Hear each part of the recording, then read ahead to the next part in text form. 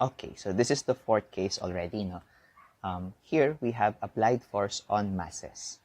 So usually, you will have boxes na magkatabi or boxes na magkaduktong using a string or a cable.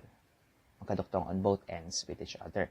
And then you are either pulling, so may horizontal force, and tulad ng case ito, pinupush yung isang box.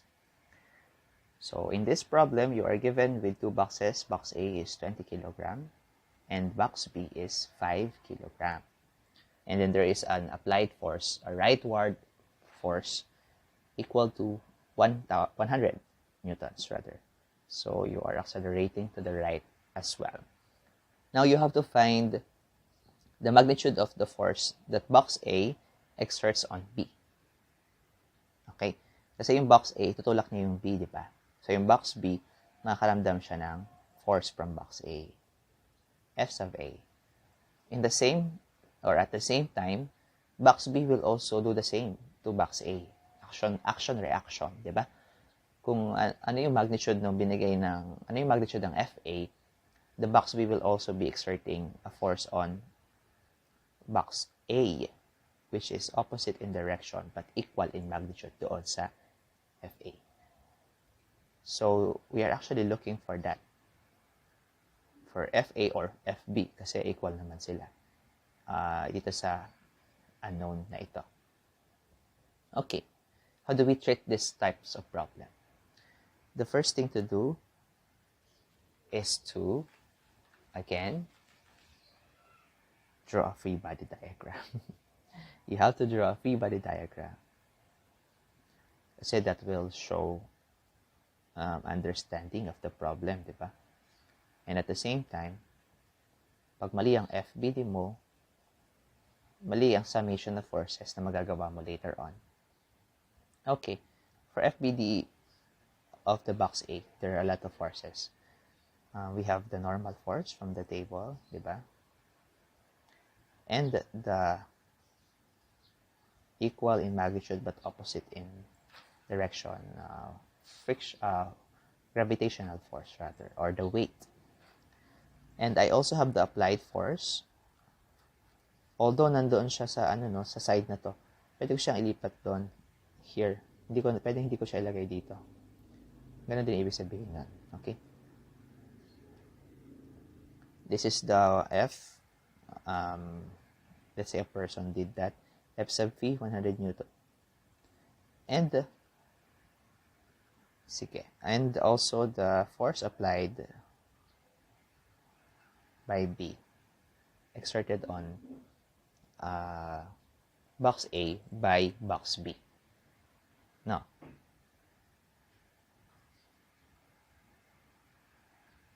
okay, next one. For box B, we have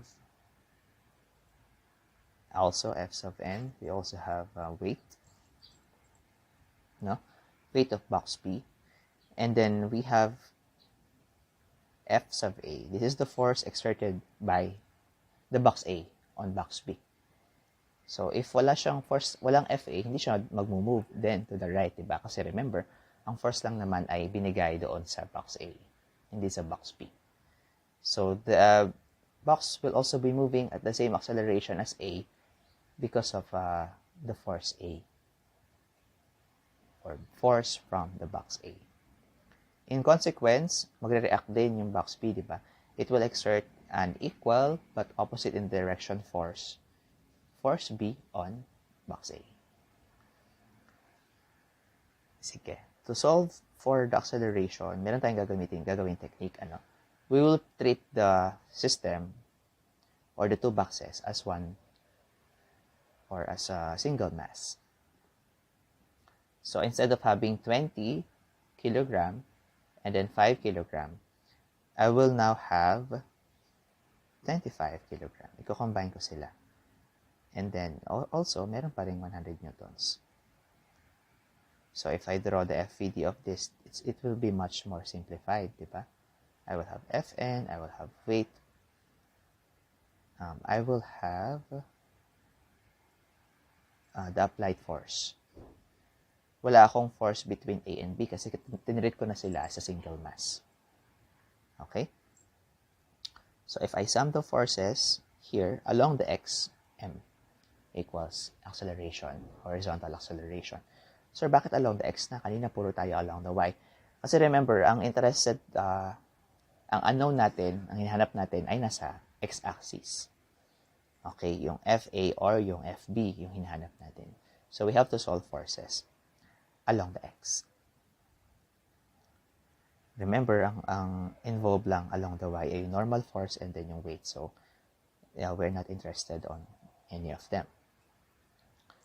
Along the x, here, focus here, meron tayong 100 newtons. And then the mass is 25 kilogram combined mass and the acceleration. So see, we can already solve for the acceleration if we simplified it. 25 kilogram, 25 kilogram. I believe it will be 4 meter per second squared. Newton divided by kilogram is meter per second squared. Now we have our acceleration. That's the same for box A and box B. They are both moving at 4 meter per second squared kasi magkatabi sila, diba? Let me erase this. So now finally, we can solve for FA or kaya FP kung gusto mo yon. But I will be solving for, I think I solved for FA. Okay, so I will be considering the FBD for box A. On box A, let's sum the forces, again along the x.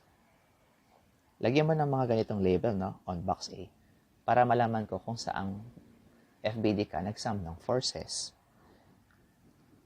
So, F sub P minus F sub B equals MA.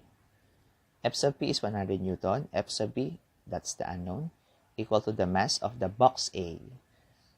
So, presence of mind ka kung anong gagamitin mong mass. Since you're talking about box A, yung mass ng box A ang gagamitin mo. Times 4 meter per second squared. That's the acceleration, diba? Now, 20 times 4 is 80 newtons. F sub B, 100 Newton. Now, if I transpose that to the other side,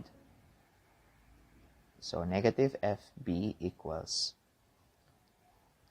negative 20 Newton.